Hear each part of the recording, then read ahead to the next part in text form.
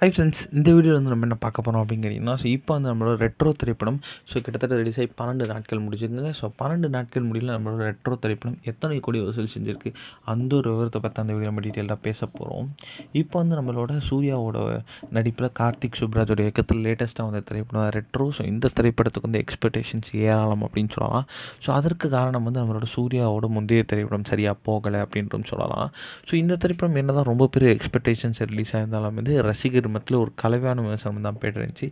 ஒரு தரப்பு மக்கள் சூப்பராக இருக்குன்னு சொன்னாலுமே வந்து இன்னொரு தரப்பு மக்கள் படம் கொஞ்சம் பெட்டராக பண்ணியிருக்கலாம், செகண்ட் ஆஃப் மெயினா அப்படின்றது நிறைய பேர் சொல்லிட்டு இருக்காங்க.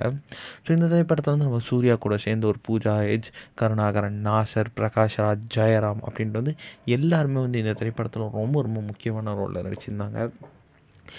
இப்போ வந்து நம்மளோட ரெட்ரோ திரைப்படம் ரிலீஸ் ஆகி 12 நாட்கள் முடியல கிட்டத்தட்ட வந்து 145 கோடி வரைக்கும் வந்து வசூல் செஞ்சுருக்கு அப்படின்ட்டு சொல்லப்படுதுங்க. இது வந்து நல்ல ஒரு வசூல் அப்படின்னு சொல்லலாம். விமர்சன ரீதியாக கொஞ்சம் அடி வாங்கினாலுமே வசூல் ரீதியாக நல்ல ஒரு வசூல் தான் வந்து போய்ட்டுருக்கு. இந்த ஒரு விஷயம் ரசிகர் மத்தியில் ரொம்ப ரொம்ப ட்ரெண்டிங்காக போய்ட்டுருக்கு.